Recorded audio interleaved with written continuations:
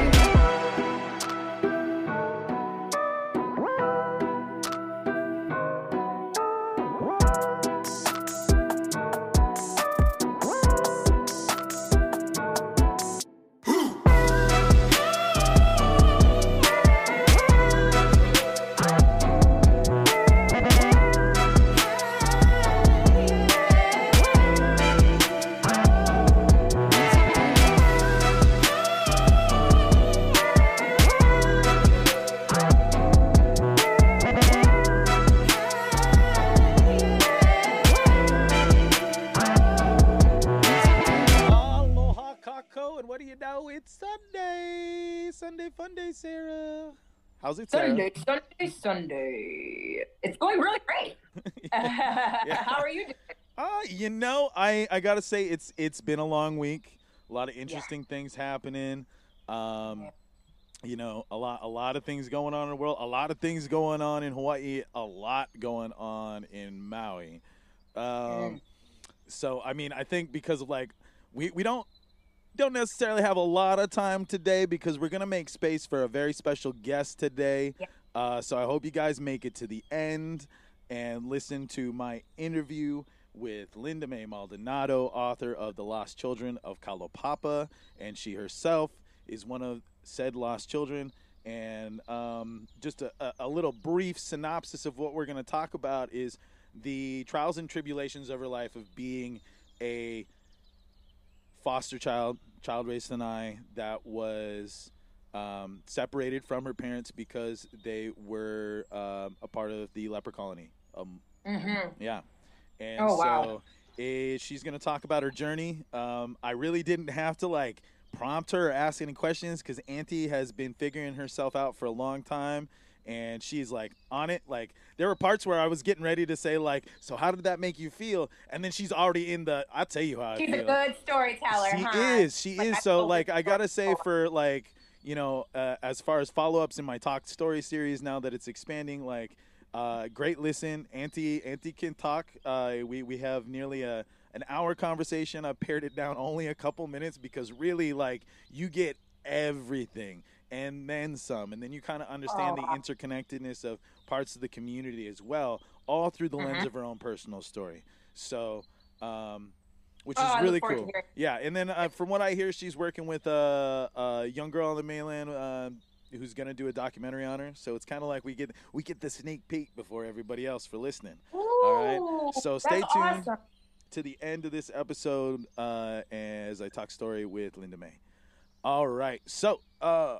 Community announcements. Hey, we are still looking for PSAs from nonprofits and organizations on Maui. Submit them in our new online form. Check it out. Links in the show notes. Also, political candidates. I'm still coming for you. I'm about to reach my 30 days from my first interview with my first candidate. How many have you done so far? I'm in the 50s. It's kind of slow crawled at this point. A lot of people are off doing their handshake tours and they're trying to hit the ground. Of course. So now and then now it's finally in range for bigger media to care. So some of these guys, but I'm starting to see signs everywhere. Yes, it is. Yep, it has started. That's right. Political candidate signs are the herpes of the Aina, and they just never go away. No. And then that's the thing is y'all better clean up your Apollo when you're done. Whether you get elected or you don't get elected, you better send your damn cronies out there for pick up your shit. Yeah, you gotta pick that shit back up. I hate it when candidates leave their crap, especially the sore loser ones. The carpetbagger sore loser ones will be well then fine, I'm moving. I'll go Manchurian candidate election on another island, and then they just leave all the Apollo everywhere. But yeah, so. Any candidates with any balls left, I'm calling you out. I've got mayors that I've talked with, potential mayors, potential senators, potential state representatives, congressmen and women, people of all shapes, sizes, colors, creeds, and melanin. And it's beautiful. I'm hearing a lot of great points of view. And I'm listening to people, and the biggest thing that I'm finding out is that Hawaii does have a lot of common ground compared to most of the craziness of the continent. So, there's really, some days I don't think that, it's Democrat or Republican out here.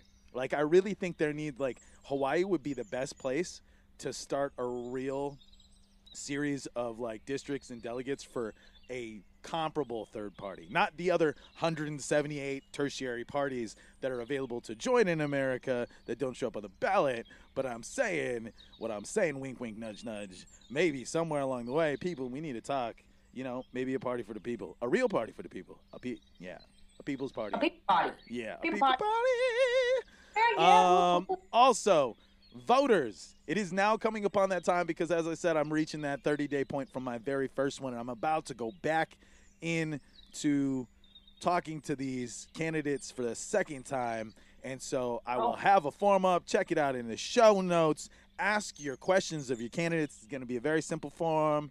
You can give me your name or you can submit anonymously, and then you could tell me what candidate or what seat it's for, because maybe you want to ask all the candidates running for that seat, or maybe you just want to ask one because, they wouldn't drop one dookie on your front lawn by doing bad by the community. I don't know. Help point out the cronyism, help point out the problems, help point out the big ticket questions that we could be asking on behalf of the people of Hawaii. So submit your candidate questions in the form in the show notes, and I'll be bugging on Instagram in my stories. So check it out in the stories on Instagram. All right. So a few community announcements. Big thing that we want to start with just before we go crazy in the show. We'd like to offer our condolences to Uncle Myron and the Machado Ohana, one of the greatest greats, and to Colette Machado. She's no longer with us, and we just, got to say if there's anything I want to say about her passing is that now is a time to pick up all these torches that are being left behind. We have many great kupuna that are leaving us, and I feel that there's been an effort by them and those around us to expand the fight and look out for each other, but I feel that we need to double, even triple our efforts. And if you have really anything in you to give in response to her passing, it would be your hand in the process of moving forward, because that's really, if we want to honor her memory, we need to work harder. And other announcements, there was a dialogue opened recently between the Office of Hawaiian Affairs and the National Museums of Northern Ireland, and it's an amazing thing to say that we have repatriated Hawaiian ancestral human remains and Hawaiian treasures of chiefly rank, so Iwi Kupuna and Mea Makamai Pili Ali'i, and they were essentially part of a colonial display in a museum, but because museum curators around the world are starting to get aware of the impact of maybe their previous history, and they recognize things. So in the spirit of goodwill, there's been a lot of effort to repatriate these items back to the indigenous peoples that they belong to.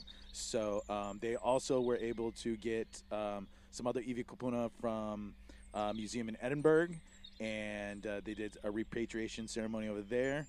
And so the Iwi Kupuna will be reburied on Molokai and Hawaii Island, and the Pili Ali'i will be stewarded by the Office of Hawaiian Affairs. So I'm sure there'll be updates on how that's going to be presented to the public, or if there's going to be any protocol when it lands. But that's a really huge thing, especially in preserving the history of the Hawaiian people. 2 more announcements. Jobs and volunteers. Folks, you like one job? Maui is now offering a free 8-week carpentry pre-apprenticeship training program this summer for residents. So if you want the opportunity to learn a new trade, it's being handed out right now. That's awesome. Exactly. So then essentially, like, you could get the class that would get you the job, and it puts you in a position, because in a lot of programs like these, it's usually because it's being called for as a need in the community. So don't think that this is something that's just being offered and you can be like, oh, we're going to find one job. No, like, you need to put in for this. Like, if you've been thinking about changing your life, if COVID got you upside down and you're still part of that huge percent that's unemployed, then, like, chance them. You're gonna learn something. Even if you don't learn how to become a carpenter that works for someone else, maybe it will lead you to, maybe just gonna learn basic carpentry for your home. But either way, free 8-week course. Gotta sign up. Absolutely. The classes are being held on campus June 13th through July 22nd, Monday through Friday, 7:30 a.m. to 4 p.m. Required internship placements will be scheduled for August 1st through 12th, and you just visit uhcc.hawaii.edu/training to learn more and apply. We'll put that in the show links. Also, if you like volunteer, Marine Mammal Center Hawaii is looking for volunteers on Maui. For more information, go marinemammalcenter.org. I will put that in the show links as well. So look at that. There's an opportunity to put food in your belly and food for your soul right there. So take advantage of that, folks. So we're going to cover a little,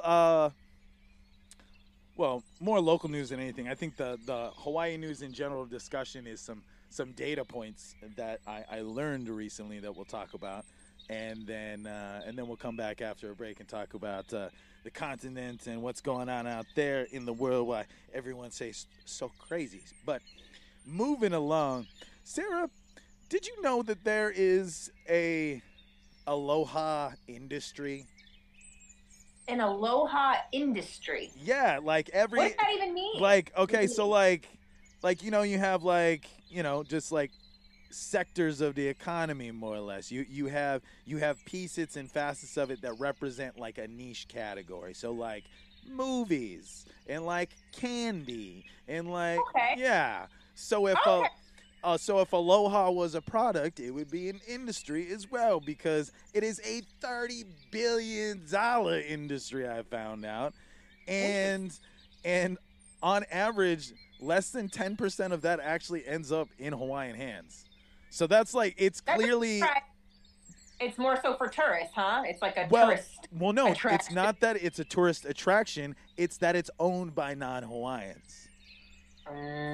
So a $30 billion industry off the backs of an entire heritage and culture sits colonial profiteering. So, if any of you Hawaiians out there want to start one Aloha business, we're going to figure it out. We'll get someone from the small business admin to come in here and teach you guys all how to turn your practice into a business. Because at this point, like, you know what? If people are going to sell it, it better be at least Hawaiians, right? So, another interesting statistic that I found out recently is actually like the rate at which Native Hawaiians are paid in Hawaii per their non-Hawaiian counterparts.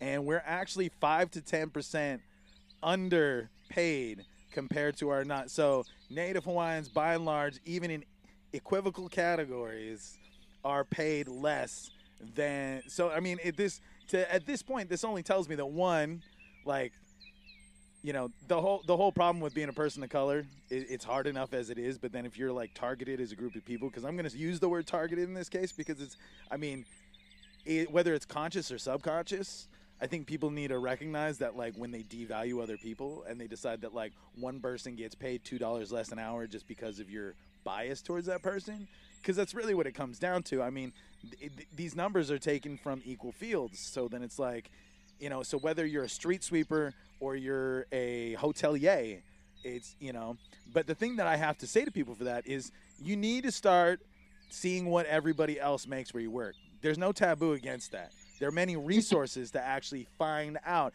how much your coworkers are getting paid. I mean, there's My mother, for example, in her field, she was actually told by her bosses once they the actual like the county and the state recognized, hey, we're not paying you compared to like the guys that are ranked side by side with you. And they were like, well, then you got to go out and you got to figure it out, because then now you have to put in this application that proves that, like, we're just not paying you enough. So I think that I don't know if there's anything like that going on in Hawaii, but there should be, and there should be more effort towards it. And also the working class needs to be taking more time and talking about how much they work. It is not taboo to talk about how much you want to get paid. It puts employers on blast. And you know what? There's a lot of good employers that are actually willing to reach that standard. So you either, you need to be putting these bad employers on blast, and then you need to be appreciating the good businesses and either patronizing them or going to work for them. And that's really the only way we're going to pick up our economy. Other small tidbit, good to know / I guess better to know. I don't know. Either way, like the Wailuku water deal is moving forward by hell or high water, every pun intended.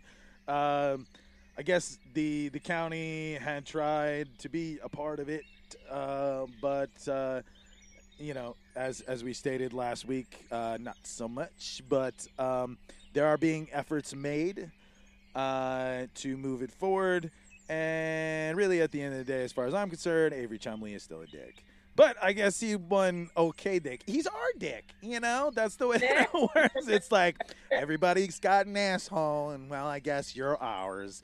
But I mean, my personal opinion, you could take him into Martin's and stick him in a freaking, rocket ship to the moon and just forget about him. But, I guess, at least have an enemy, I don't know. Like, I feel it some days, like, because he and I are never really going to meet, because someone like him isn't going to come on this show because he doesn't have the balls to.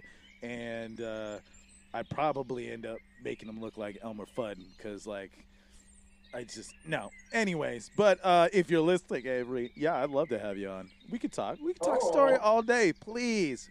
Shots fired, bro. No, but enough about that and other things that make me angry. How about, like, so Kuakahi Village's plans for those workforce homes in Wailuku moves ahead, so the gentrification wave begins. It's I think it's a good thing to a degree that, like, these are workforce homes, so that means they're supposed to be affordable. But if the housing costs don't cool off by the time that these are ready to activate, those people won't be able to afford them if the cost of living wages don't come up to match. So let's just hope that the housing market cools and we're able to, keep this the way that it's supposed to be. I mean, it is necessary to be adding extra homes for families that need them, but also at the same time, we need to be aware that there are a lot of unoccupied homes on Maui that are owned by outside companies. There are people advertising, buy your second home on Maui. Like, you get off the airport now in Kahului, and there's a giant sign in baggage claim playing on those freaking TVs going, welcome to your vacation. Here's how you make it last forever. And it's crazy. Like, tourism is back. And, and that was a crazy thing that I learned recently. It was just like the rate at which tourism is overflowing on Maui is like, it's for like a practical level of like homeostasis. And so we don't lose our goddamn minds, is that like, it's supposed to be like 3 residents to every 1 tourist. But as we've come out of the pandemic, it's been 1 to 2. So, like, we have, like, an extra 30%, like, influx. And that's why, like, it feels stressed. Like, sometimes you can't go to your favorite place, or why the beach is way too packed. Or it's like takeout around, like, lunch or dinner time. Yeah. Super fun. Absolutely. So, I really think that, if our elected officials really want to do something about this, there needs to be heavier regulation on the second home community.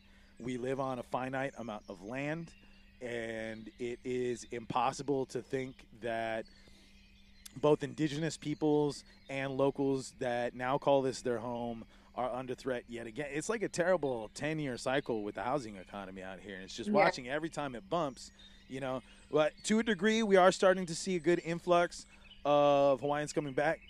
But we got to make space, you know. And that's the thing. That's the important part is we're starting to get some of our college kids are coming back from the mainland. Some of us Kanakas like myself are like getting the leg up on, you know, fixing the family line by reestablishing ourselves on the island because our grandparents or our parents left. So like you have this huge mix of returning Hawaiians and people that want to be a part of their land and help take care of it, but there's just not enough happening in the way of housing regulation. And I dare anyone to come up to me and say that like housing regulation's bad, because there really isn't any, and these people go unchecked. And then because you have crony bureaucrats and crony politicians, that these people end up getting rubber stamped and approved through just about anything they want. I mean, that's the problem, is like back to talking about the whole Maui thing. It's like, dude, if Martin has his way, that place could look like freaking Monaco in like 10 years. And like, do you really want like, you know, some Disneyland resort sitting in the middle of that area? No, because then they'll eventually encroach on the rest of the land and eminent domain it out of the way, and then price all those people out in another 10-year cycle. So we need to be vigilant on this, folks. So listen to those candidate interviews, figure out what you want to ask them. And speaking of the last thing in local news in general, former Kauai council member, oh, man. So this guy just recently got sentenced to 20 years in prison for running a drug ring. Okay, Arthur Brunn. All right. So he was conspiring with a prison gang, requesting sexual favors as payments for drugs, and assaulted a law enforcement officer. And he also was selling drugs to support his own drug addiction. Who cares what he can get out for good behavior? We ain't even going to talk about that. That guy don't even deserve getting out for good behavior for ruining that community. But it really just, it tells you how broken the system is, to the point to where a guy like this got into power and was either A, broken when he got in, or corrupted before he got out. And so that's really going to make me ask some more interesting questions of Kauai candidates, because that's a very small population.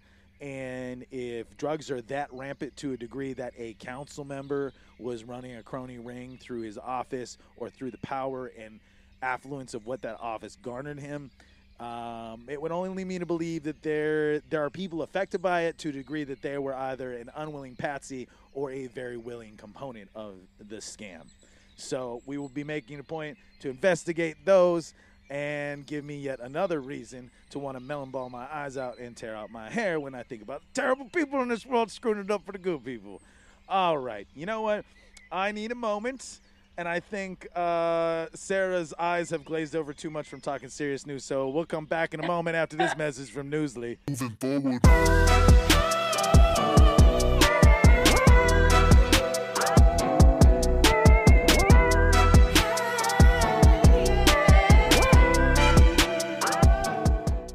We live in a fast-paced world where many people are too busy to sit down and read books or news articles. But thanks to Newsly, you can now listen to the news you wish you had the time to read. By utilizing AI technology, a natural human voice reads you the news, helping you grasp the information faster and more efficiently. Newsly provides the latest news updates 24/7, letting you browse articles from topics you choose. It even has podcasts, including ours. And listeners of Rabbit Holes can get their first 30 days of premium for free, allowing you to enjoy an ad-free experience by using the special promo code in our episode description. So download Newsly today for free on iOS and Android, or visit www.newsly.me so you can stay updated on the things that matter to you. Moving forward.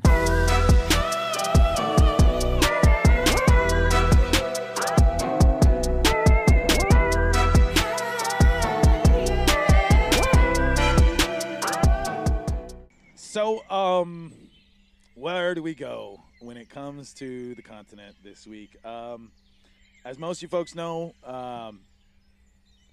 America's great American pastime, mass shootings, have occurred yet again. And so we, that school in Texas, I would say our thoughts and prayers are with you, but thoughts and prayers are useless in a time like this. Yeah. I don't think people recognize how much of this is a systemic issue. Everybody's angry on one side going, don't take my guns away. And then there's people on the other side of just like, can't we just live in a world without them? But not enough people in the middle are recognizing that if you want to swing that pendulum, we have to think of compromises that effectively make change. And before we go deeper into this, it's like I really can't overstate enough how much like ripple effect policy needs to go into change. Like people need to be like, if you're running for office, think about something that you can do in a completely different sector of your community that has a ripple, it has a butterfly effect. Make that butterfly effect policy, because it's like, let's just throw away the gun reform for a second. I mean, although it should be noted that the shooter bought 2 guns 3 days apart and 400 rounds less than a week before the incident. So like, if we're saying, nothing got like, oh, this is a red flag. No, exactly. And then like, people don't understand that like how deregulated gun buying keeps getting in all of these pro-gun states. And I'm not saying there's anything wrong with being pro-gun, but like, if we want to uphold a line, and the crazy part is like a lot of the people that are in support of guns right now are like, hey, but Switzerland, everybody's got a gun in Switzerland. And I'm like, bro, everybody in Switzerland can have a gun if they want to, but then they got to like be in the militia, and then they got to get trained with a gun, and then they get a psych eval, and then and then they got to wait for it, and then when they get the gun, it's not like they put it in a box and they stick it away, because they're not going to get bullets unless like they're issue bullets in most cases. So I think it's like a huge fallacy to be using another country that overtly regulates their guns to the degree to where they can have guns, and then just using the whole they all have guns. So like, if anybody wants to use Switzerland as their scapegoat for why we should all have guns, recognize that if everybody wants a gun, then we actually need to over-regulate so we have the most educated gun owners. All right? You get me? Okay? Because gun reform needs to be aware of mental health.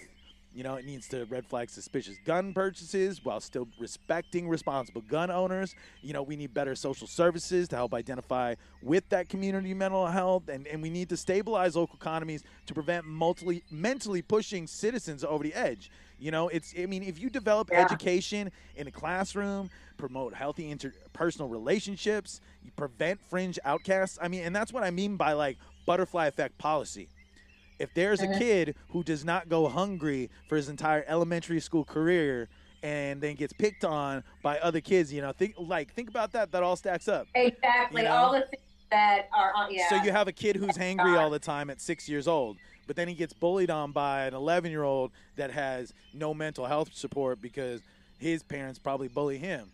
And then that rolls down into a long-term relationship. And then in between that, you have all the other outside elements. You have drugs in their lives. You have crazy thoughts coming from the internet in their lives. You don't have anybody looking out for the kids, not even the parents. And then that's the part, is like, everybody who's complaining about like, what about our children? Y'all need to look in the mirror. If you have wasted enough breath to say it more than, I'll give you a margin of error.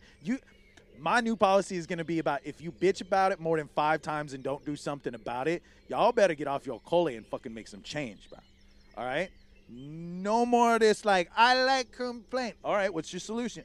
I don't have one solution. Well, then shut the fuck up or find a solution.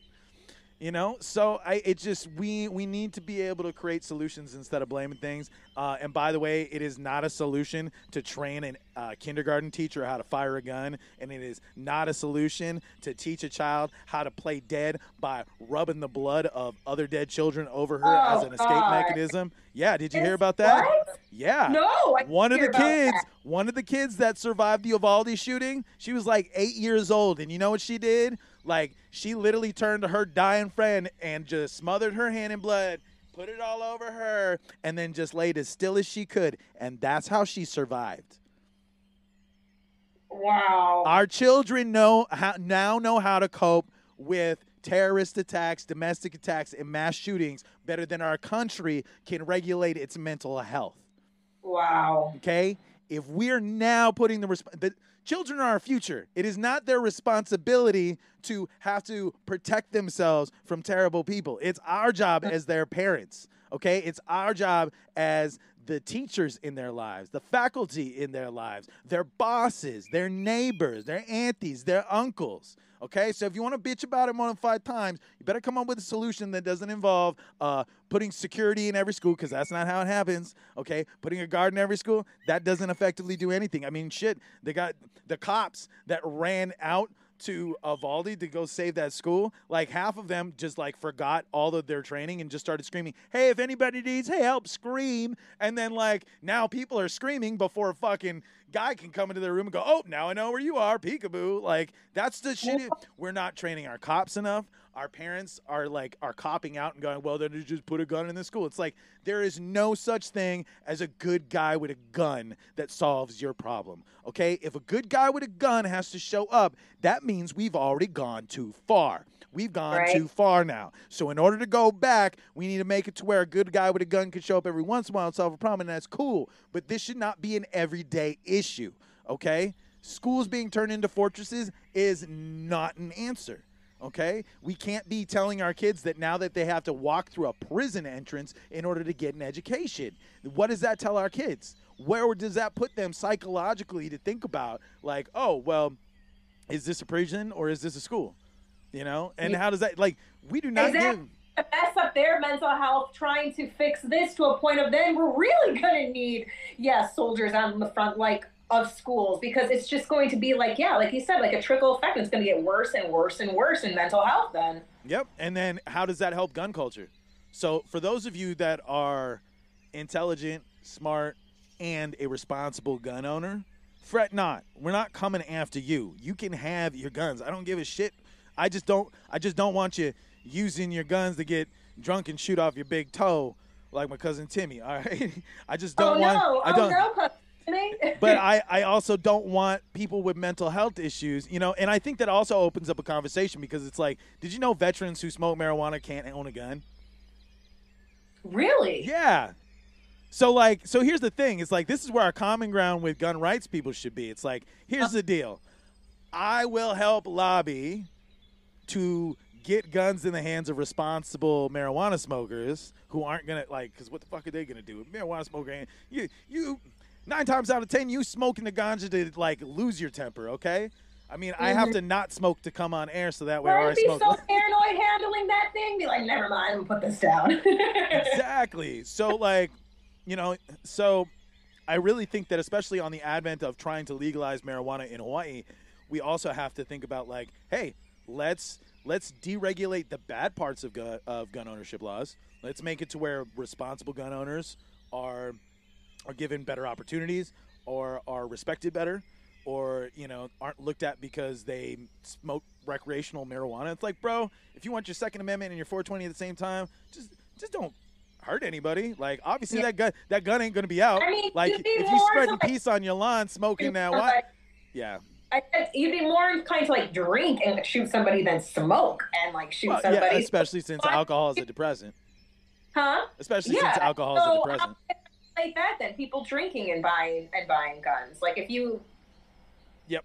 Exactly. It makes no sense. Yes. Exactly. That's right, folks. Remember, you can be a raging alcoholic and own a gun, but if you smoke a little pakalolo, there's going to be a problem. So, like, let's meet in the middle on that policy change. Like, for those that are in pro-gun reform, if we'd be willing to secede to the idea that, like, hey, we help out our 420 brothers and sisters in arms and just be like, yo, get them their Second Amendment rights, and in turn, they help counter-lobby for us, and they go, hey, like, let's actually, like, demerit the people who are a problem, you know, make sure that there is a mental health background check, make sure that there is some kind of system in place to, like, make it to where you don't just have, like, I mean, this guy pretty much just, like, walked into a store 2 days later, walked out with a gun, went to the other side of the county and got a gun, like, and this kid's had, like, a boatload of issues. Most of them have. Like, that's the craziest part, is these are just, you know, activated individuals waiting for a moment, you know, and it's now it is now it's its own epidemic in itself. I mean, Yeah. I was worried about this all throughout the pandemic because like the one thing that made me okay with locking my doors and not sending my kid to school was the fact that just increased chance of survival 100%. Because it's we now live in a community of and whether or not it's going to happen, it's a matter of when it's going to happen. Yeah. You know, and when you now have to look over your shoulder the entire time and be like, when, that means the system's broken. That means it's way too unregulated and it's overregulated in the wrong places. So we need to see past the lobby of the NRA. We need to see past the myopic point of view of being a Second Amendment nut, and then expand your mind to like, look, you could have a lot of allies right now for your gun ownership if you just thought about regulating guns. Because again, good gun reform does not take guns away from you. It keeps it out of the hands of the wrong people. All right? It's crazy that we're even having this discussion. It blows my mind that you can buy a gun 3 days apart from 2 different gun stores. It just. Yep. So, I think we'll be talking about that more. I'm gonna have some questions for candidates about that, especially those running in higher office. But you know, speaking of unnecessary regulations, a First Nations artist was confronted with having to surrender their beads at airport security due to carry-on limits.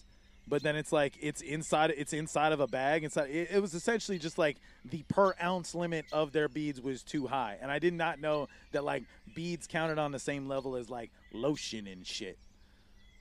I didn't know that either. Especially for like all the stupid things that you could buy inside the airport after you get in. So I think that's stupid. I'll be looking into things like that some more. But yeah, it's just things like that are just like they kind of just rub me in a weird freaking way, and I just like I think that like in response to like how do we make good reform, how do we take away bad reform, how do we take away blue laws and Hays codes that currently exist, that because it's just like I mean that probably could have affected anybody. I'm sure that there's like old ladies with knitting needles that get them taken away all the time or something like that, but then I'm sure that there's people that like get on a plane with like sous chef knives or something like that, and they're like, "Oh, right this way, Wolfgang Puck." So then I'm just like, why are we deciding certain people get this and certain people don't, and what's considered an offense and what's considered not? And you know what's considered not anymore? Payphones in New York. New York City removed the last payphone from service. So with that, yeah. So if you see one on the street, it goes to nowhere. Take a picture with it while there's still a chance, which then brings, to mind the conversation I really wanted to have with this is like, how many payphones have we got on Maui still, Oh, interesting. Yeah. I take pictures of every payphone that I see when we shooting a movie. So then like, I mean, the one that interests me the most is the one at Kihei Boat Landing, because that's just like out on the dirt. Like, I look at that and I'm just like, either you can escape from the Matrix through that one, or you have to answer that one in order to like hand off a freaking like ransom. Like that's all I think about. I was like, that's gonna be in a movie one day for me. It's like that's how either the aliens get you or the kidnappers get paid. But, yeah, exactly. That's the drug deal calls come in. Yeah, I kind of want to talk to the telephone companies. Speakers. Phone. They probably are. Oh, are you kidding me? How many people walk down from Cam 1 and probably use that for drug deals and shit? Like, how many people walk the other way towards the one near the ice cream parlor? It's like, no, man. Like, and then that's the thing is like, but you never see them being used during the day because nobody would touch it during the day because either A, like they don't think it works, or B, why the hell would they? Because they got a cell phone. But then C, those things are usually grimy and dirty and nasty. So yeah. But yeah, I think I kind of want to investigate the life of payphones on Maui. So we're going to go down that rabbit hole in a future segment. One last ridiculous thing from the continent. Well, actually, we'll have some more when we talk pop culture in a second. But like, there was a National Guard officer that was allowed to sensibly retire after he motorboated a woman What? Yes, like so he tried. So yeah, so he had an officer in rank beneath him, you know, and he was joking about how much he liked her boobs, and he would even mention it on like deployment and shit. And then he started joking with the guys in the barracks and was just like, when I pin this on her chest, I'm just going to stick my face in there. And he did. And he thought he was totally – that shows you how stupid our society's gotten right now, is that a decorated National Guard officer thinks it's okay. What is this, 1972? Like, did nobody show him the sexual harassment training video? Like, I don't care how boring it is, but, like, dude, people need to learn that that's not how you treat people. Yeah. You know, it's just, no, it's not cool. It's not, and especially, like, you're using your rank over another person. It just, I wonder how long this has been going on, his behavior like this, and it's just now, like, coming to light, you know? Exactly. You know, so it's not balls. It's not balls. I think I need a moment to clear my head, so we're going to follow with a little PSA here, and when we come right back, we're going to have a quick talk about pop culture and gossip in the world and another update on the earth that is obviously not flat, and we shall continue to prove that it is spherical and round. Moving forward.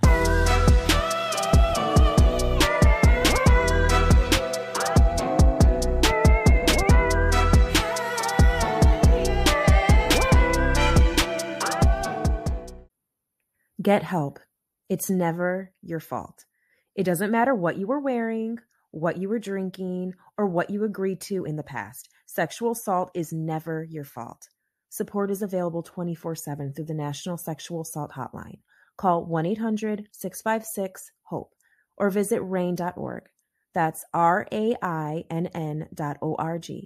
Remember, it's not your fault. Moving forward.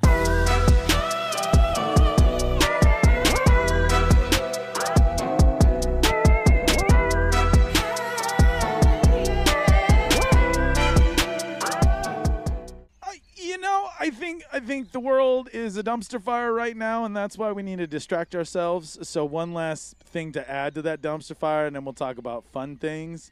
But it kind of fits in this segment more than it does in the news segment, because giving this guy credit to be real news is not like this guy's trash anyway. So he goes in a pop culture gossip bin, but like I think it really needs to be pointed out, just because guys like this, like, why do stories get made about people who obviously, if they would have gone through a real vetting process, they probably wouldn't be there today? Because, I mean, someone with this much of a problem going on is obviously probably had it going on all the digital age. So for those of you that, were into, 19 Kids and Counting on TLC, I don't know how many people have followed the Duggars and their life on television, but Josh Duggar, 12 years in prison for child pornography. An abundance of child pornography. The kind that gets you. This has been going on for a really long time. Yeah, it has. It has. But it shows you how little the court system cares for prosecuting things like this, and how much. Real. Oh, yeah. I mean, there was evidence of it, right? Like, yes. It was on the computer, like, boom, it's there right in front of you. Like, why does there need to be so many trials? And this is why people get angry enough to go, why isn't there just like a gallows hanging out there for terrible people like this? You know, and that's the thing to think about. It's like, there's a certain level of like, this is not something that you consider going to, because it's like, if he's a father of kids and then he has a porno stash of kids, then what do you think he's going to do to those kids? So I just like, there's no, and you look at his prison photo and he's still smiling like, I got away with most of it. It's just like, it's disturbing. It really is disturbing. So I really think that people need to be more aware of the people they idolize, and then I think also Hollywood and reality producers need to be aware that it's not always worth it to just like slap any old white rich face up there and call them a celebrity when there's a healthy pool of people, melanated or not, rich or poor, that deserve a chance, and they could be a better narrative for the people of the world to watch instead of this person. And so talking of better narratives, because I'd rather just wipe that asshole out of my mind until we come back and find out that somebody strangled him in his prison cell. I've finally been catching up on like the greater things to watch in this world. All the things that all the cool kids are into. You been watching anything lately, Sarah? Oh, what have I been watching? Not really. Just no, not really. Mm-mm. Well, I just finally watched the first 2 episodes of Obi-Wan Kenobi on Disney Plus. This is the best one so far. Yeah. This is the best one so far. I love Book of Boba Fett. I love Mandalorian. But I gotta say, one, Deborah Chow, great fucking director. Yeah. And it shows. It really shows in the timing, the characters. Ewan McGregor, again, like back as Obi-Wan Kenobi, and he does. And it's an amazing thing because it's very much like we're like this is a Ronin samurai story at this point because like Obi-Wan. It's 10 years after he dropped Luke and Leia off at their respective adoptive parents. So Luke's over with Aunt Beru and Uncle Owen, and Leia is off being princess in training, And the best part about that is, so you get to, that's part of the first 2 episodes is baby Princess Leia gets kidnapped, and Obi-Wan Kenobi's got to go across the galaxy to save her. Ooh. Yeah. And she's a mouthy little sassy gal, and she would make Carrie Fisher proud. I tell you what. Like, if Carrie Fisher was here, she'd be like, she's a badass bitch in training. So she's funny. She's a great little, I think she's a little younger. I'm going to have to look into it. But these kids are supposed to be 10. But it looks like they casted a younger kid to play a little older because she's going to grow into this role. I am very much going to be okay. If she is Princess Leia for the next 100 years, I'm cool with it because this kid's already got it in spades. And then, of course, because you got all this Princess Leia time as a kid, that means she's hanging out with Bail Organa, Jimmy Smits. So then, and he's my favorite addition to the universe. I not many, some people that are into sci-fi are all about, the politics and the world building. And Bail Organa sits as one of the most interesting characters in the mythos because, he is adoptive father to Princess Leia. That's how she becomes a princess. She becomes Leia Organa instead of Leia Skywalker.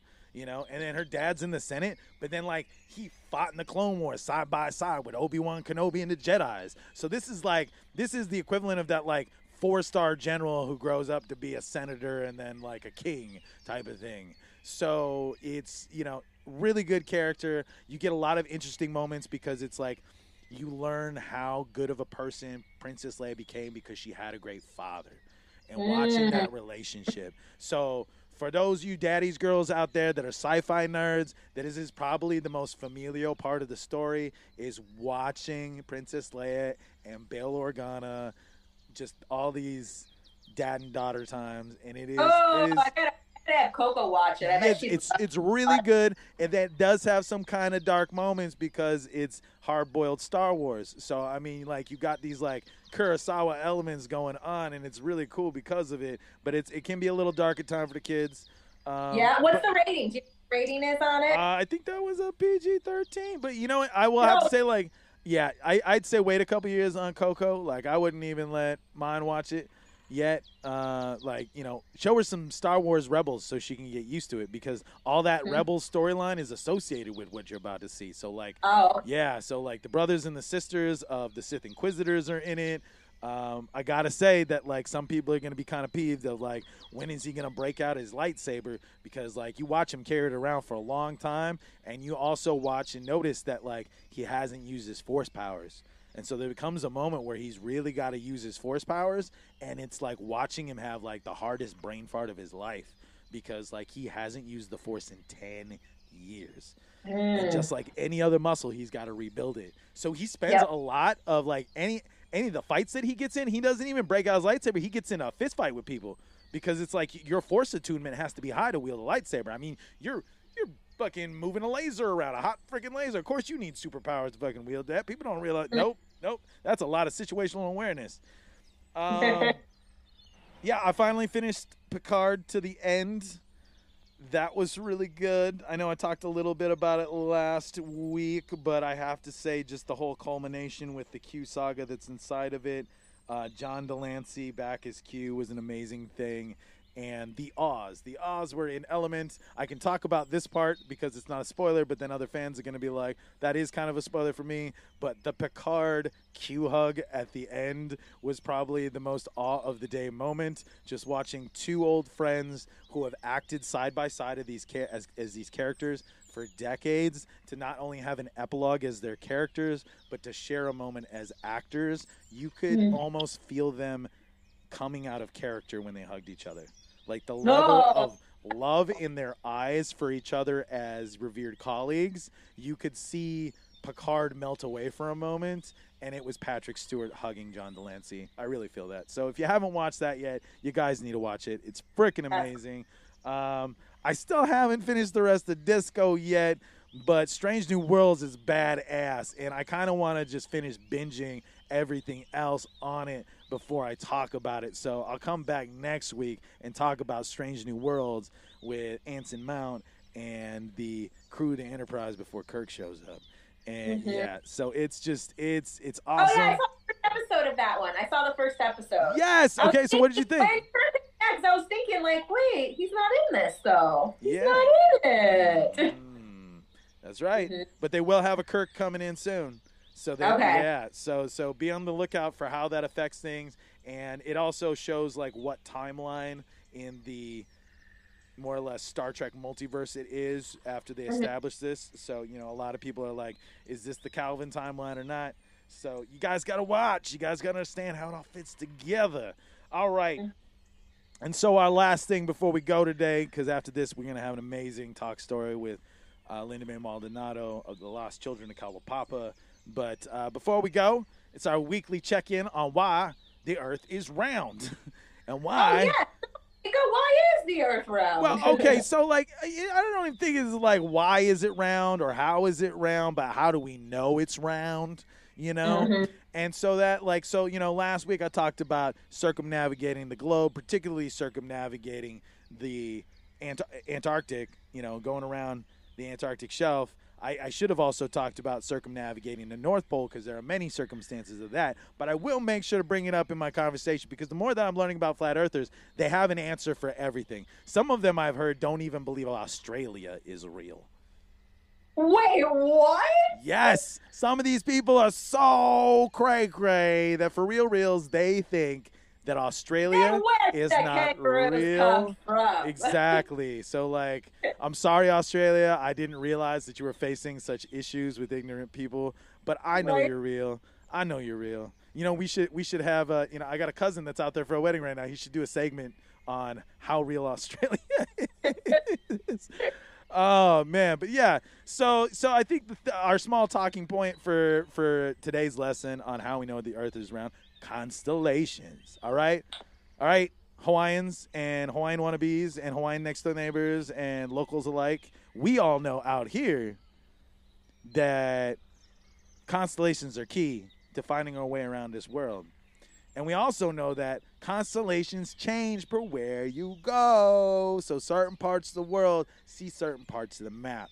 So if the Earth was flat, how do you account for the fact that we can't see all the constellations that another part of the Earth sees, okay? So, like, in the northern hemisphere, we can see Polaris, you know, the North Star, and then we can't see the Southern Cross. And then in Australia, it's the opposite. So if the Earth was flat, well, then again, also, they don't think Australia is real, so then I guess if Australia is not real, then the Southern Cross is, I don't know. Like, that's the thing. It's like, how do these guys not look up at the stars and then wonder about this, you know?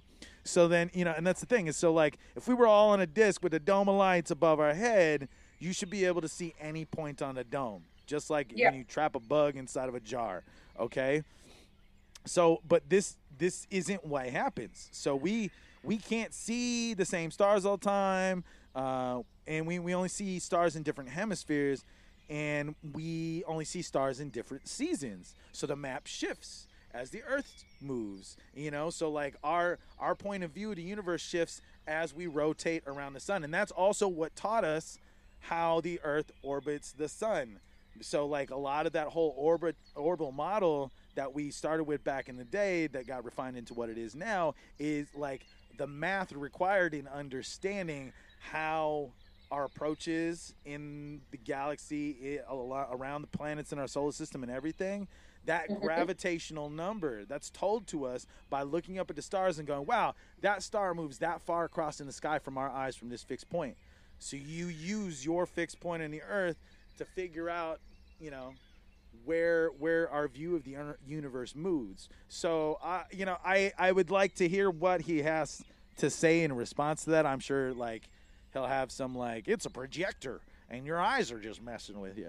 I don't know. And we're going to find out. Every one of these guys is different. The other thing that I'm finding a lot of is that it's a huge following of, like, fringe Christians that are in it.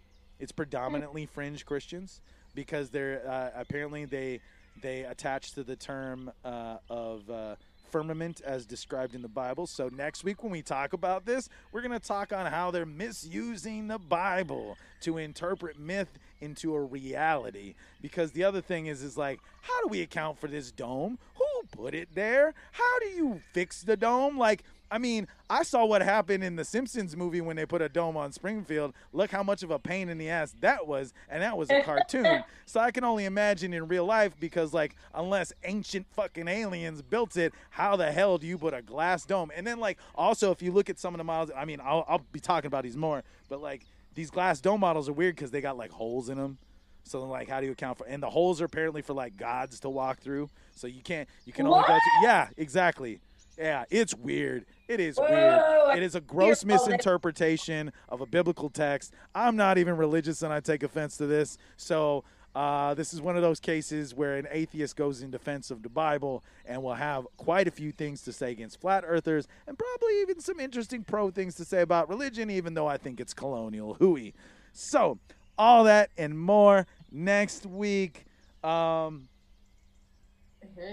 up right now, we've got the specialist of special guests, amazing women I've gotten to know over the last couple months because it's been a lot leading up to us having time to talk together. Our schedules didn't sync, but then when they did, some very interesting things happened, and you know, she had some you know, things that, like, made it to where she didn't have the time, and then by the time that I got to interviewing candidates, I didn't have enough time for her. So we finally synced up. And this is Lindamae Maldonado, and she's going to tell her story about being one of the children of Kalaupapa and what it was like being a foster child byproduct of the leper colony community. So please make sure to listen to all of it. She really, she puts her heart out there. You can hear it in her voice. Also, I want to let everyone know her book is for sale on Barnes & Noble. It's very tiny read, and all the money goes straight back to NT, so it's not going to some weird publisher or anything. So absolutely, if you like her story and you want to learn more, or maybe you too are a child or a descendant of a child of Kalaupapa and you've been looking for answers, there's a lot of interesting things, because this is now going to lead to a rabbit hole for me to go down, because I found out that, like, a lot of these records were sealed for 80 years, so then that way it could protect. It was said to protect, you know, people, but I feel that a lot of times things like that only end up protecting the institution and hurting the families. So, you know, we're gonna go on an adventure. I think it's about time in my life to, you know, see more than just the little bits of each island that I've ever seen, because when I go visit family, and go into parts unknown that I've never really touched before. So we're gonna figure out how to get out there and, you know, talk about it and cover it in a respectful way. You know, her pain is her pain and it's understandable, but then also we need to look through this as a lens of seeking knowledge and understanding about generations before us, not just to mourn their loss or respect their problems, but to recognize what we can learn from it as people to fix our own future or be respectful to the future when something like this comes around again. So enjoy the rest of your Sunday, and enjoy this amazing story from a woman who has seen so much in her life and has so much to share, and I am honored to help her share that message. Sarah, do you have anything to say to the lovely folks at home before we skedaddly do? Nope, just thanks for tuning in, and I will see you guys next week, and make sure you guys stick around for the end of the interview. Rock on. All right, we will see y'all later. Aloha. Moving forward.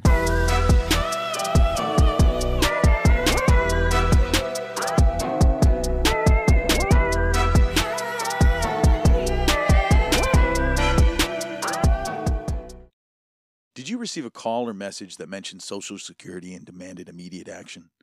Did the caller know your Social Security number or other personal information and tell you that your Social Security number had been used in connection with a crime? Did you feel worried that your Social Security number might be suspended, your bank account might be frozen or seized, or you could be arrested?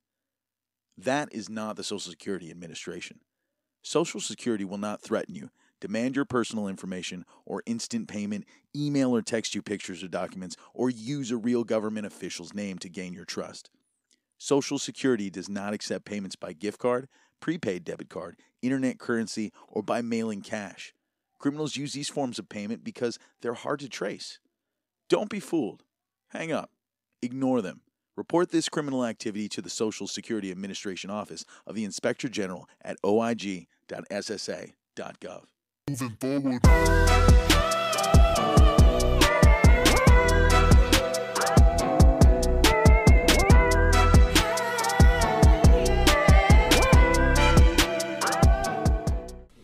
All right. So, Linda, please tell us from the beginning. Okay. Well, my name is Lindamae. I don't know, Lindamae Maldonado. Maldonado was my married name. Lovey was, I thought, well, it wasn't really my birth name because I was Lindamae Carrillo for 10 years. I was born and raised in Palolo Valley, Hawaii. And my parents' name was Paul and Phoebe Lovey.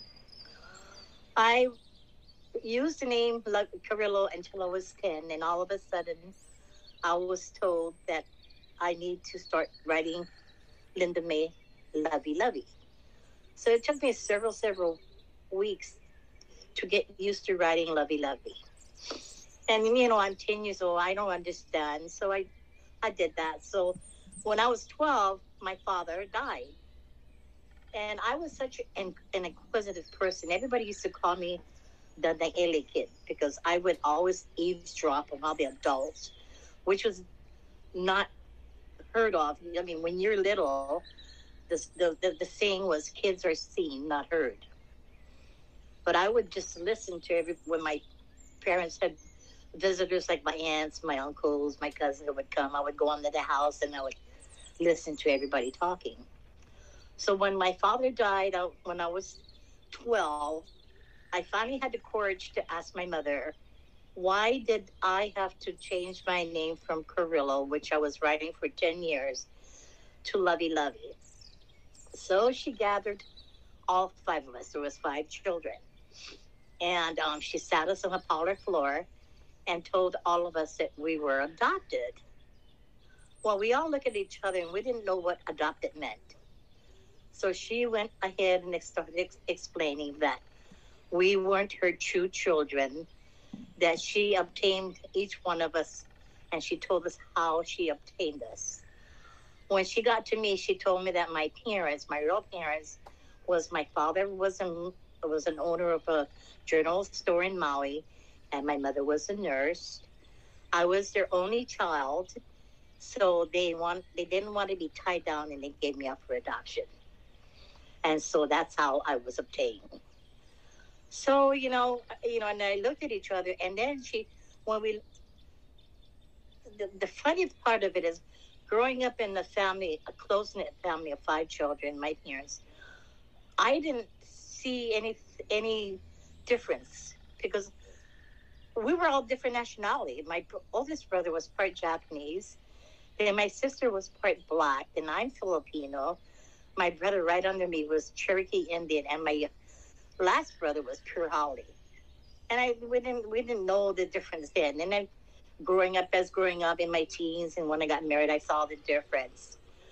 So when I got married, I moved to California in 1976. My daughter, I had 3 children. My youngest daughter was just 9 months old when we moved to California. So I lived there for, until 1992, when my husband left me after 26 years of marriage. So we moved to Las Vegas in 1993.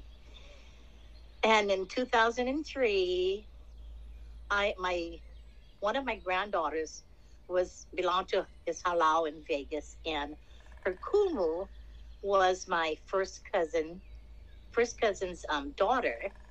Anyway, they were having this big Samoan luau because the halau that she belonged to, they entertained different occasions.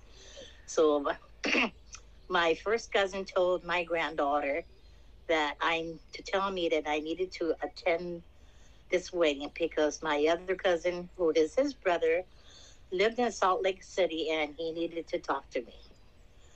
So I had called up my cousin that lived in Las Vegas, asked him why did I have to attend it? Why was it so important?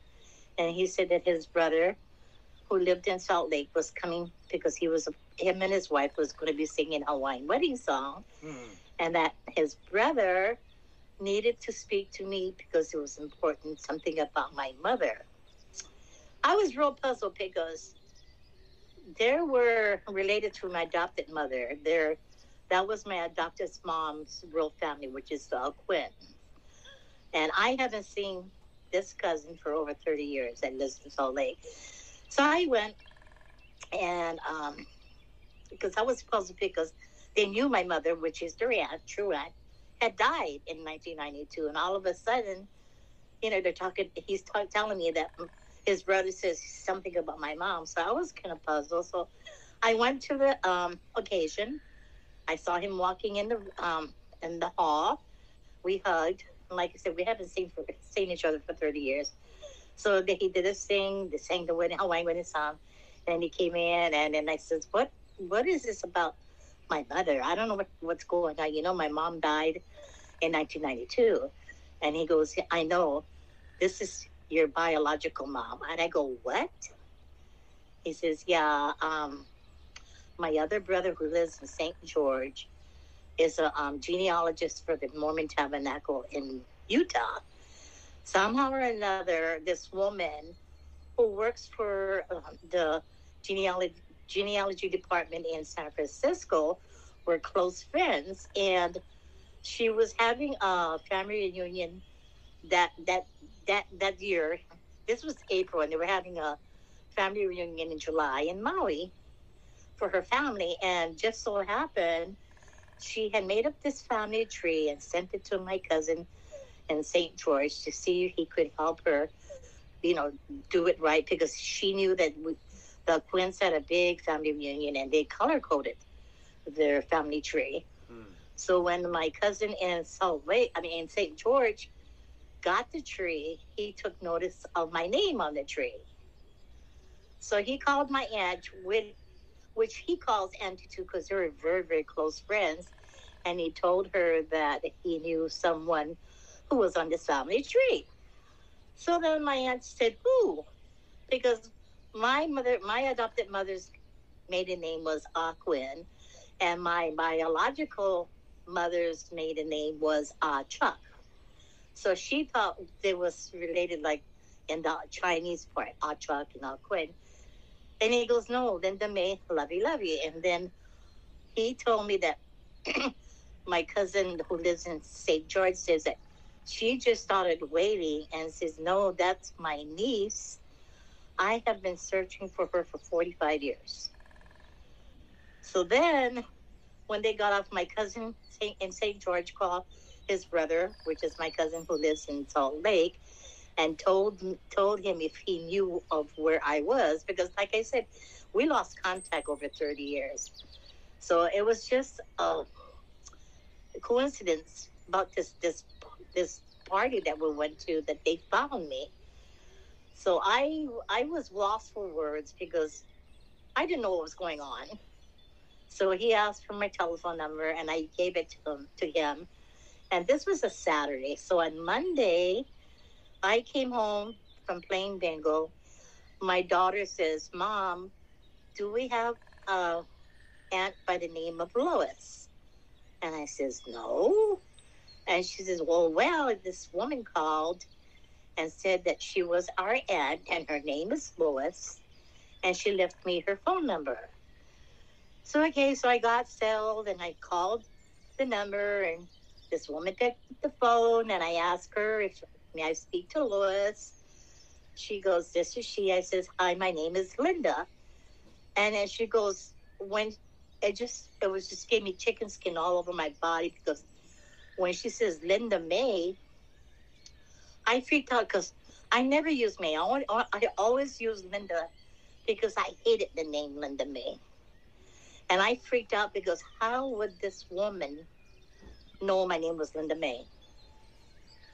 So she cried and she explained who she was, told me, that she was my mother's youngest sister, my biological mom's youngest sister.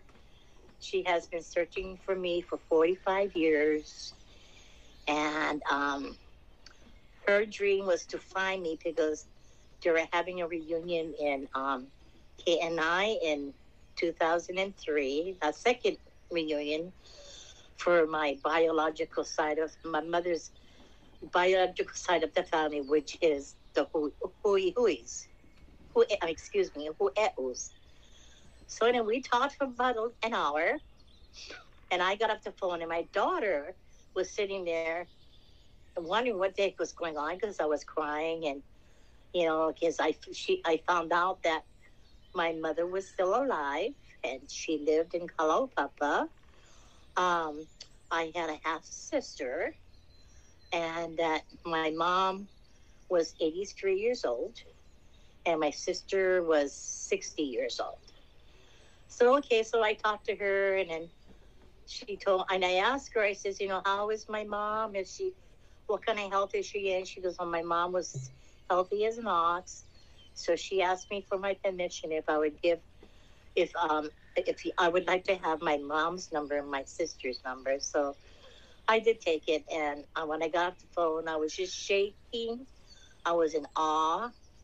I was in shock, and I was crying, and my daughter asked me what happened, and I told her, and my daughter just shook. She goes, Mom, I can't believe this is happening, because she didn't know that I knew that I was adopted. And I was 54 years old at that time. So I composed myself, and it says, well, let me call my mom. So I dialed the number. This lady answered the phone, and I asked, may I speak to Nellie?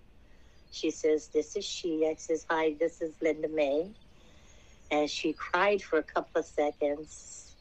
And the first thing that came out of her mouth was, I am so sorry.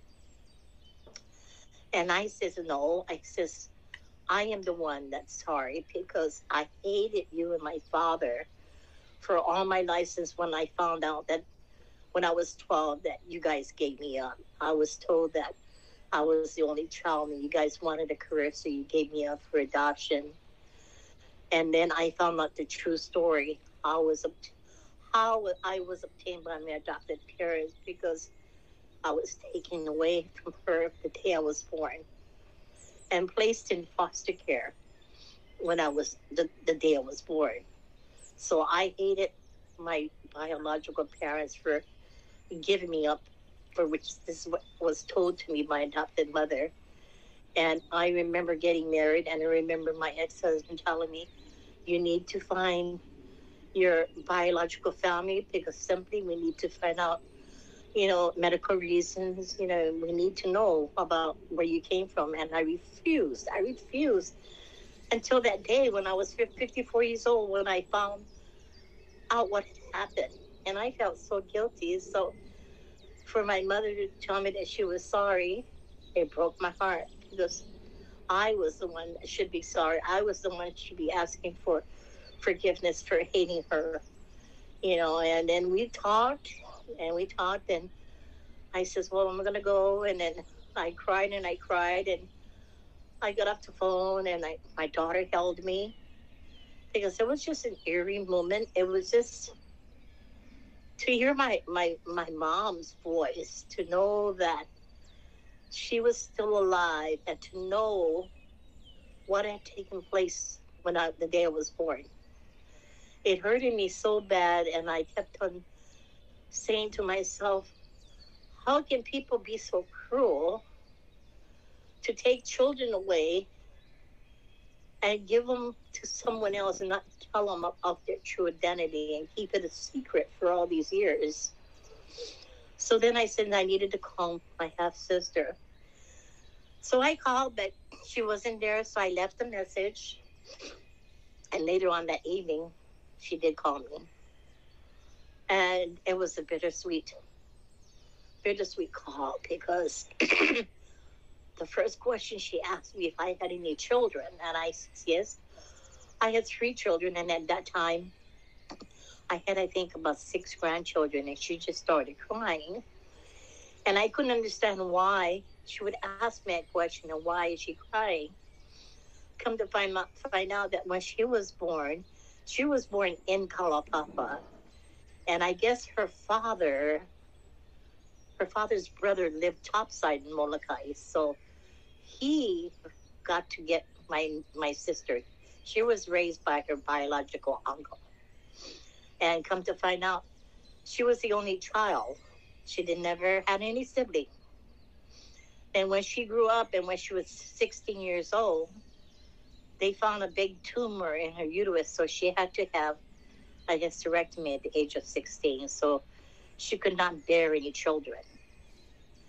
So she got married to Pua Almeida's son, John Almeida. They couldn't have any children, so they adopted a son when he was, I think, only a couple of months old. So she only had one son. And she was quite happy because all those years of her life, she never had any relatives, any nieces, any nephews. And now she has a sister. She was so thrilled. And I can hear the happiness in her talking, that now she has gained other people. So we talked and we talked. So this was, I think, April the 16th. Then June, the ending part of May, my aunt called me back and says, you know, you're going to go back to Hawaii with us because my mom wanted me to go to this reunion they were having in K&I and on the 4th of July weekend in 2003. So my aunt made all the arrangements. I left from Vegas to go to LA, and then from LA I flew up to Sacramento where my aunt lived, and I spent a week there to meet her side of the family. Then we went to San Jose, took a plane to San Jose to Maui. Then one of my first cousins came to meet us at the airport because for the reunion, anybody who was coming from out of Hawaii, the mainland or any other part of the islands besides Maui, the people that lived in Maui was hosting these people. So we were going to stay with my first cousin, Pumpkin.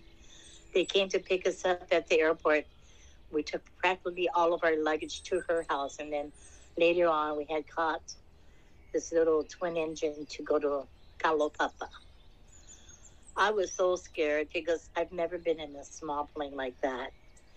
And I guess I didn't know this at that time, but they didn't have any big carriers that went to Kalaupapa. It was just twin engine that were allowed there because the runway was so tiny.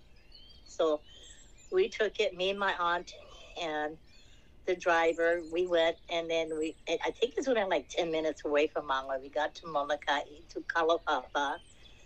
And as we're landing, I mean, the airstrip was like, I think it was the size of my apartment, the length of my apartment.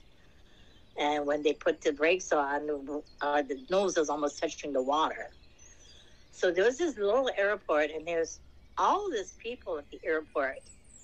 So I'm looking at my aunt, and I'm shaking. My knees are buckling because I didn't know what to expect. I didn't know how to act. So when we're walking off the plane, I asked my aunt which one was my mom, and she pointed to the woman that was in a wheelchair. So we walked. It was a very tiresome, long walk because I was so nervous. And all these people, I guess all of Kalaupapa, all the patients, all the residents that lived there was there at the airport. So we walked up, and my aunt says, Linda Bay, this is your mom, Nellie. So we hugged each other. We cried. People from Kalaupapa brought some leis, and my mom introduced me to the people there and introduced me to this one woman.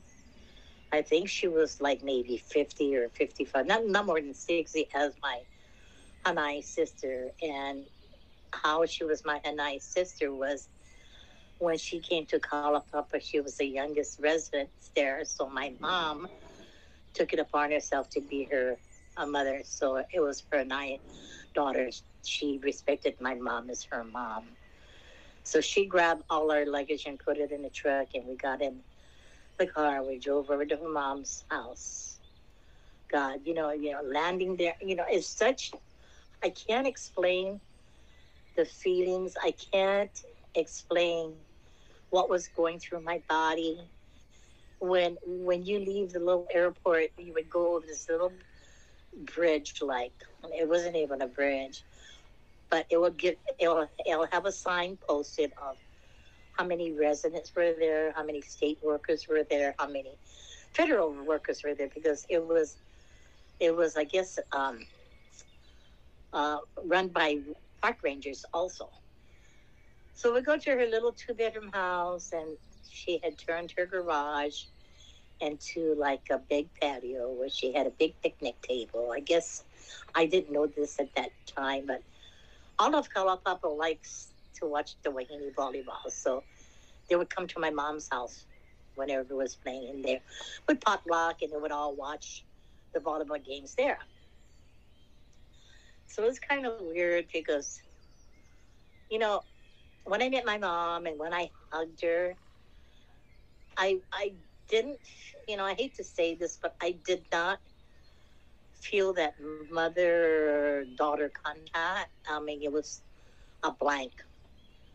When I met my aunt, I felt that love. I felt that, I don't know, that's a weird feeling. I still, when I think about it today, I just get chicken skin because I couldn't understand the feelings, the difference of the feelings between my aunt and my mom. So anyway, we talked, and then my sister was coming from Honolulu to Kalaupapa in 3 days because she wanted us to spend time together so I could get to know my mom, because I found out that my sister first met my mom in the year 2000. She didn't know of my mom, and then in 2000 she found out what had happened to her also. So anyway, so the day my sister was coming, we went to the airport, we picked her up. Oh my God, it was the most, oh God, I can't explain the feeling because it was like I knew her from years. I felt the love, I felt the closeness. I felt like we knew each other for years. So we went back, and we get them holding each other, and then when we got back to my mom's house, we sat down in the patio downstairs, and my sister brought all kinds of stuff. She brought from Honolulu, sushi, manapua. I mean, you name it. All the things that I haven't had in years, she brought. So we ate and we talked. Me, my mom, my aunt, my sister. We talked, and then all of a sudden, my mom comes down from the kitchen into the patio and started screaming at me. And I didn't know what the heck was going on. And my mom just told me that I was evil, that all I was a money-greedy woman, and she didn't want me there. Because all I was there was to hurt her. And I didn't know what she was talking about. And I says, Mom, I don't know what you're talking about. She says, yeah, because I guess Cheryl Tuberville, Channel 2 News, was a close friend of my mom. And before I went back to Hawaii to find out about my mother, I have a cousin who was from Honolulu that He was an entertainer. His name was Richard Wells. He was up here in Vegas for Mother's Day. He was doing a gig with the Warner Brothers at Sam's Town. Every time he comes in town, he always gets in contact with me. So when he called me, said he was in town, I went to go meet him. And I told him I had some exciting news to tell him. So I told him what had happened, that, you know, I was found by my biological family. He was so happy. And he told me to keep in contact with him. Well, was Mother's Day in May. And then later on that month, I told him that I was coming back to Hawaii. And he says, well, I have someone that I know that I went to school with, and she's a newscaster. And I would like can I give her all this information so she can call and talk to you? So Cheryl Tuvaru from Channel 2 News called me before I went back to Honolulu, to Hawaii. And had asked me about my story, and I told her. And then we knew, I didn't know this, but she told me in order to go to Kalaupapa, you have to be sponsored. And I said, yeah. She says, well, the only person I know that would sponsor me is Nellie McCarthy. And I goes, oh my God, that's my mother. She goes, what? I said, she is my mother. And she was telling me whenever they had Barge Day, I guess they had this special day in June, which they call Barge Day in Kalaupapa. And this is where a barge would come in because the residents would go to Honolulu and purchase things like cars and furniture. And the barge would come every year in June to bring all their items. Well, she would go there every year to broadcast Barge Day. And the person that would sponsor her was my mom. So this is such a coincidence. So I told, oh my God. And she said, well, she says, well, let me go call your mom and let me talk to her. Because I do want to do a special about you guys when you come home and all that, you know, about the reunion. And I was excited because I wanted to tell the world. I wanted the world to know about my first meeting with my biological mom, being 54 years old. I wanted the world to know that this happened, and I wanted to open the doors to have other kids that were taken away to know that this happened and they could possibly be one of me. So I was so excited. I said, well, okay, since you know my mom, I don't know anything about my mom, you go and ask her. So a couple of weeks after, she called me, and then she said, okay. I said, okay. We're gonna. Your mom said, okay. She's gonna sponsor me to go to Kalaupapa, and then she was gonna do a special about our reunion. So I was all excited because the world was gonna know about this, you know, and the world was gonna see us holding each other and hugging each other, you know. So I left for Sacramento June the 16th to go to Sacramento. On June the 15th, the day before I left Las Vegas to Sacramento, Cheryl Tuberville called me and told me that everything that they had planned to go to Kalaupapa was canceled. And I says, what had happened? She says, well, my mom decided not to do it. So getting back to the incident in my mom's patio, my mom was yelling. She told me that I was trying to degrade her and trying to bring all bad memories back into her life, which she was trying to forget. And then I was doing this for the money that whoever was going to give me for doing the special. There was no money talked about. I don't know what she was talking about. But I was so hurt. I started crying. So I ran in the house and I started packing my stuff. And my aunt came after me. She goes, what are you doing? I said, I don't want to stay in this house because she hurted me so bad. I don't need this, you know. And so my aunt says, well, let me pack my stuff. But where can we go? Because in order to fly in and fly out of Kalaupapa, you have to call a couple of days to make arrangements with this. It was called Paragon Airlines. So you have to make a reservation for somebody to come and pick you up. I said, well, we should call them, and I want to stay here. I don't know where. I want to go somewhere. I don't want to stay in this house, and then we can leave. So my sister, in the meantime, came in, and she hugged me. And she says, I'm so sorry, Lindamae. I didn't know how Mom was feeling. And then my sister told me, well, I see where she's coming from about bringing the past and opening wounds. And then I sat down and I realized that I knew where she was coming from, but the only thing that hurted me, I didn't know where she came with this money thing, because there was no money involved. I just wanted to tell my story. So my mom came in later, and she saw my aunt and I sitting on a bed, and she came in crying, and she apologized. Then I said, well, I apologize. I didn't mean to hurt you, and I understand where you're coming from, but there was no money involved. I only wanted to tell this story so the world can know that this happened, and there's more children out there, and I wanted to open a network to have children like me come and we can all talk about it. So I says, I am sorry that I didn't mean to hurt her, and I know that it must have hurted her because, she's been living.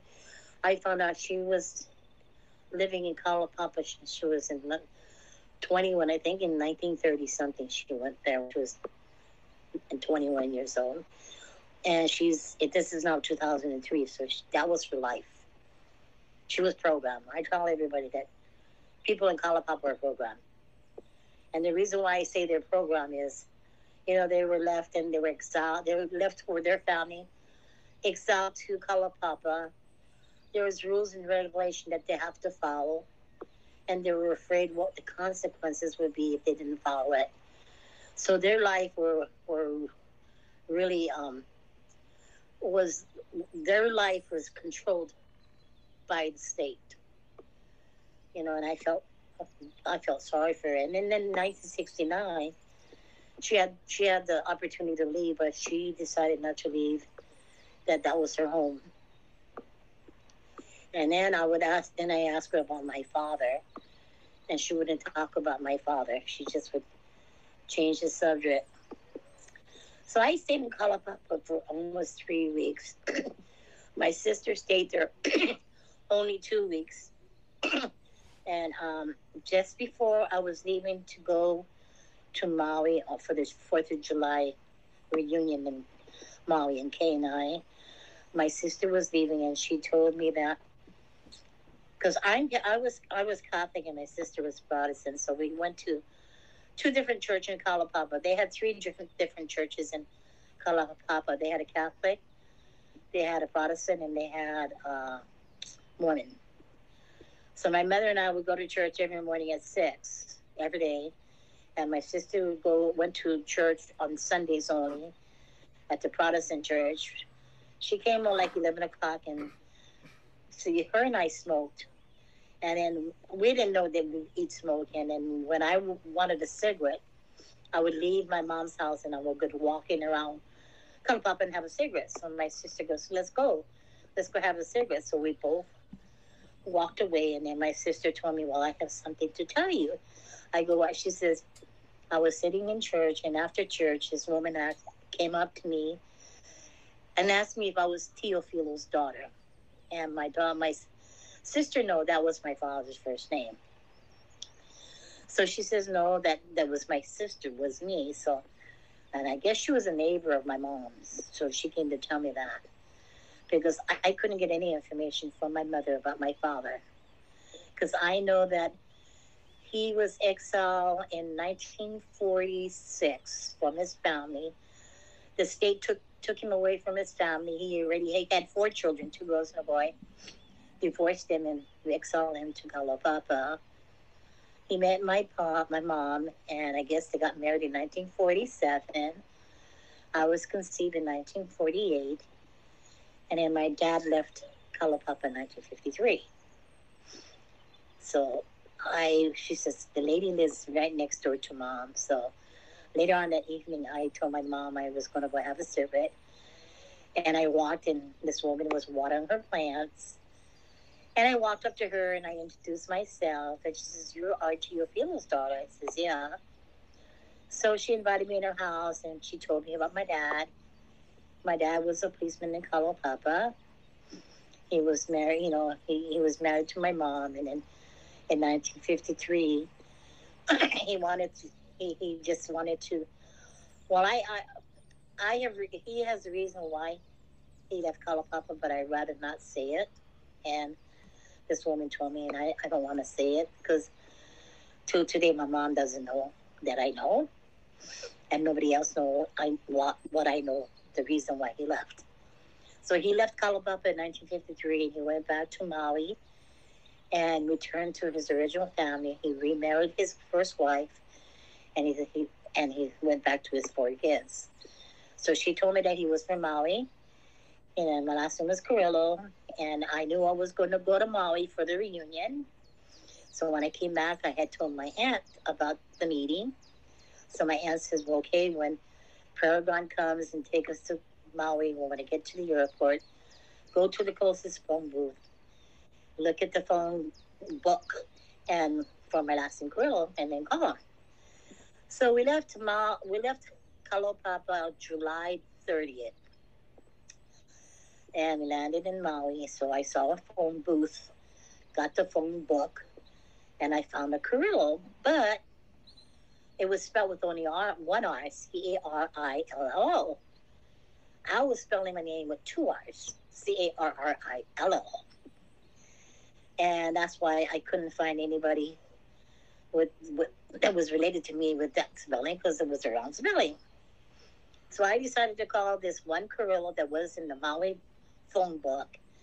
And a woman answered the phone, and I says, hello. And I did not know how to start this conversation because, what do I say to this woman?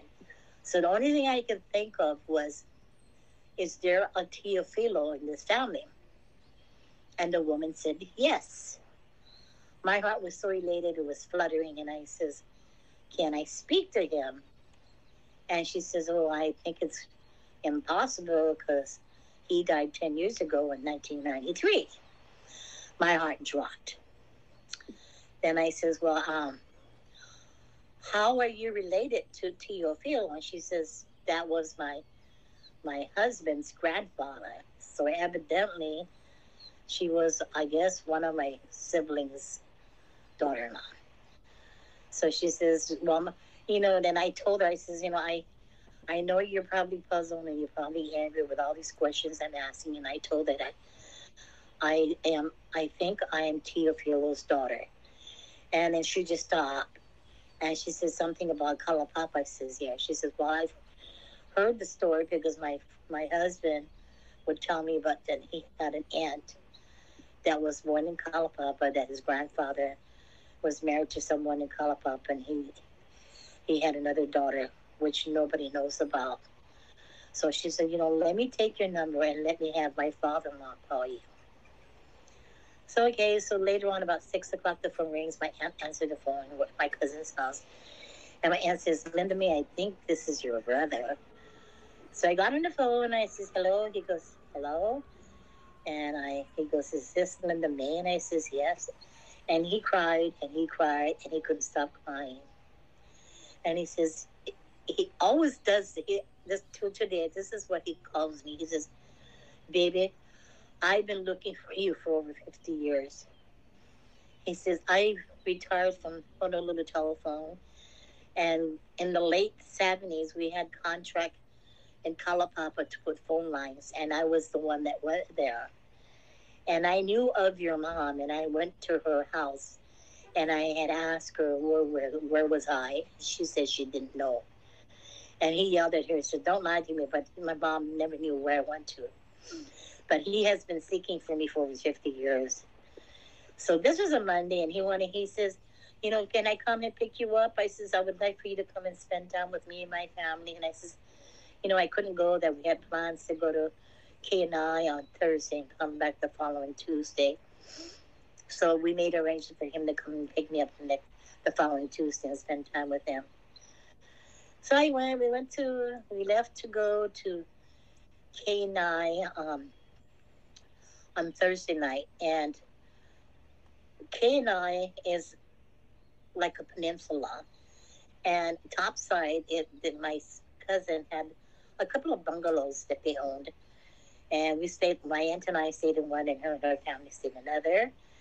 And we would go down to Kalaupa. We started going down to Kauai since Friday all the way to Sunday. Friday, they had made everyone lunch.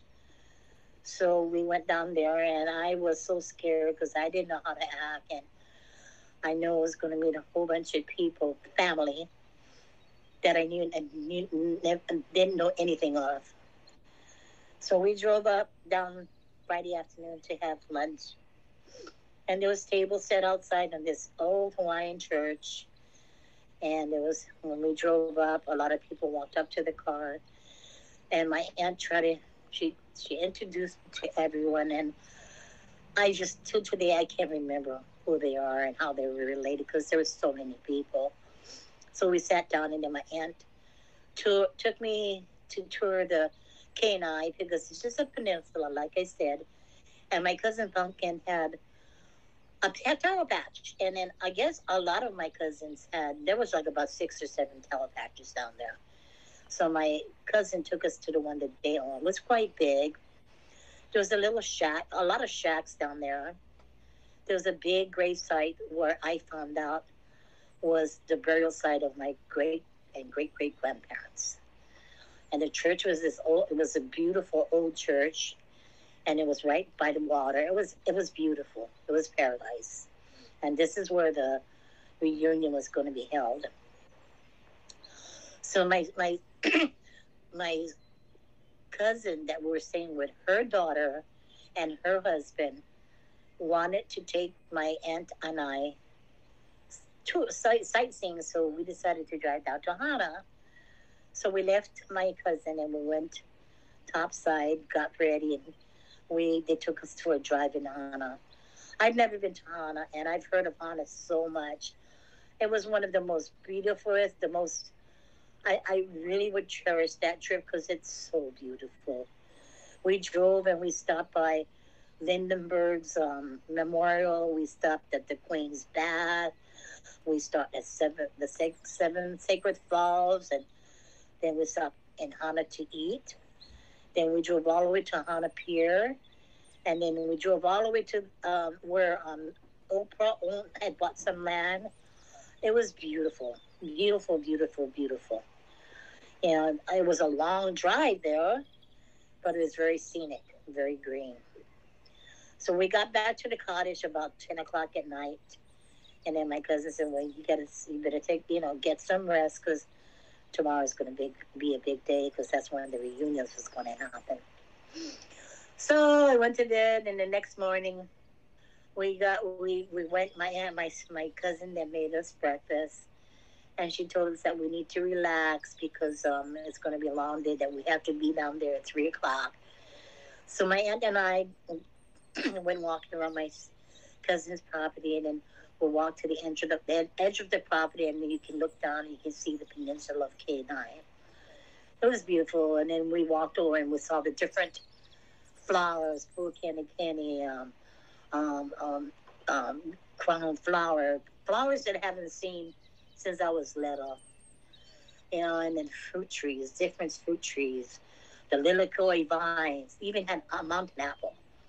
So I enjoyed that because these are memories that I had when I was little, when I lived in Pololo. And I never got the opportunity to see that again as I did then. So Friday at 2:30, we got ready, we went down there. And God, there was so many cars. And God, there was this huge tent, and there was all this table, and there was all this people. And I was so nervous. I was crying because I was so nervous because I didn't know what to do or what to expect. So as we were walking in, my aunt introduced me to a lot of people. And then there was like a stage, and there was a long table on the stage where I was going to be sitting with my aunt. And when we went up there, I got to meet my mother's 2 other sisters and a brother. So I met my Auntie Irene, my Auntie Sarah, my Uncle Jacob. And there was, I think, 5 of them still alive. It was my mom, my Auntie Ku'ule, my Auntie Sarah, my Auntie Lois, my Auntie Irene. Oh, there were 6. And then my Uncle Jacob, he was the only boy that was still alive. But my mom and my auntie Kool-Aid didn't come to the reunion. It was just my auntie Sarah, my auntie Irene, my auntie Lois, and my uncle Jacob. So I got to meet all of them. They were such loving people. You know, they hugged me, and I guess everybody was aware of me. And I don't know if anyone was looking for me. I know my auntie Lois was. So we had to sit up there, and then my cousin, who was I can't remember his first name, but his last name was Roback. He was the host of this reunion. He was like the chairman of getting things together. I remember them telling me that all the families, a different family, was assigned for different things. Like somebody had to make the lau lau and a cool pig, and somebody was for the poor, and some for the seafood, some for the decoration. I mean, every family was assigned just different things, and they did a great job. So anyway, he came up, and he introduced us, and then he wanted each one of us to stand up and tell their story, and I got so nervous. So I was, since I was the youngest on the stage, I was the last one to go to the microphone and tell my story. So I went from my auntie Lois to my auntie Irene, Sarah, then my auntie Irene, and my uncle Jacob. Then when they came to me, but hearing the stories of my aunts and my uncle, it broke my heart, because I thought my story was going to be a painful and sad story, but hearing the stories from my aunts and my uncle, it broke my heart, because they went through the same thing I did, but not as intent. I mean, not as not as hard as I was. My auntie Lois was from my grandfather and grandmother's, I guess, first marriage. And then, because I guess my grandfather was married twice, my grandmother was married 3 times. My grandmother's first marriage was to a Roebucks. Well, my grandmother was married twice. My grandfather was married twice too. Anyway, my grandmother was married to a Roebuck. When he died, she married my grandfather, which is Hawaiian. When my grandmother died, my grandfather married someone else. But there was 3 different families, okay? There was the Roebacks, and then there was Whales, and then 2 different Whales. My aunt and my mother and my auntie Ku'ule was from her first marriage, which is my Whales. And then when my grandfather remarried, when my grandmother died, he had 1, 2, 3 children that didn't know about the first family. Okay? And how my Aunt Lois found her sibling was, she moved to California years and years ago, and then I guess her husband was in the military, and they was having some gathering at this military base, and my aunt had gone to it, and then she was going through the food line, and she saw this gentleman, and his name tag said Jacob Huel. So that kind of startled her, because that was her maiden name. So after they got through eating, she went around and she talked to Mr. Jacob, and asked her who is he related to. And then she found that's when she found out that her father and his father were the same person. So that was her half brother. So she come to find out that she had 3 other siblings on my grandfather's second marriage that nobody knew about it, and they were raised in Lanai. So, you know, all of this secrets, all of this hidden things that they kept away from family for years. You know, I know they talk about Hanai, you know, and they talk about just taking kids from one family to another, because the Hawaiian, they have open love, you know, and they have a lot of love to share for children. So they would, like they say, take other people's kids. It could be family, it could not be family, and raise them. Okay, and I find that very, very loving, very heart-touching. But at the end, the children is the one that has to pay for it, because they don't know their true identity, you know.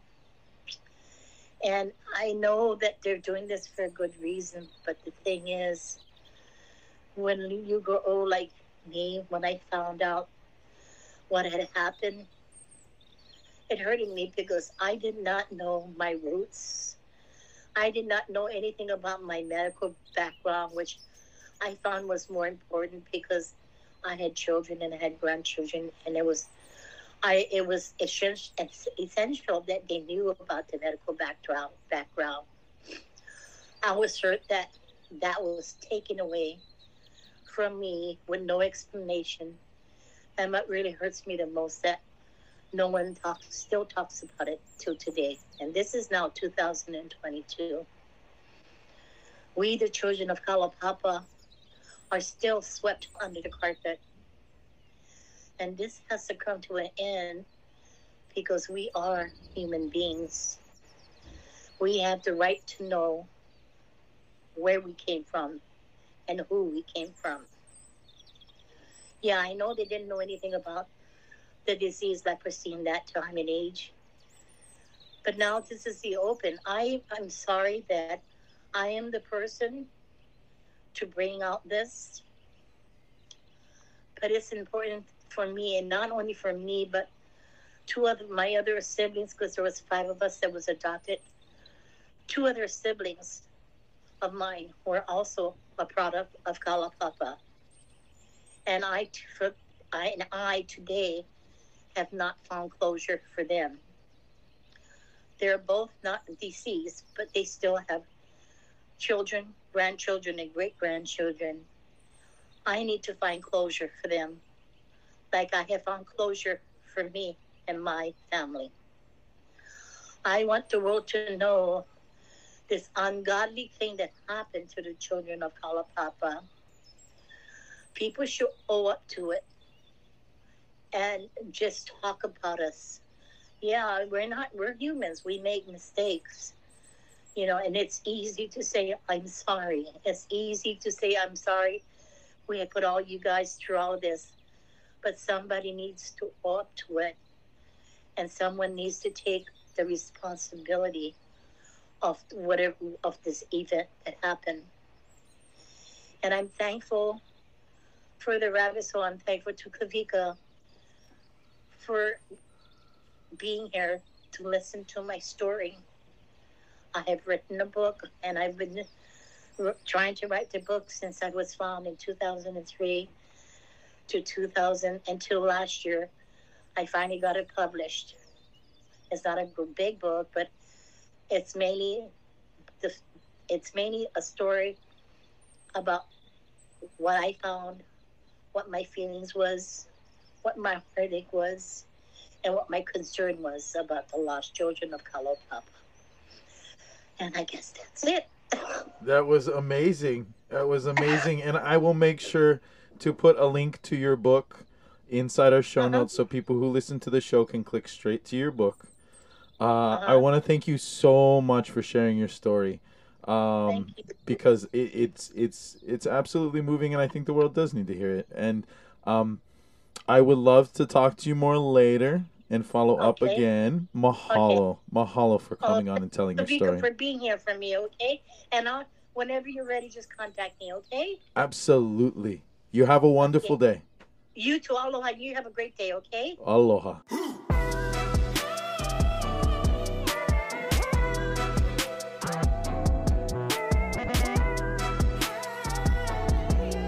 Rabbit Holes is a Manavakau production. This episode was produced by Kawika and Sarah Rodriguez. Make sure to subscribe and follow on your favorite podcast platforms to add our weekly episodes to your queue.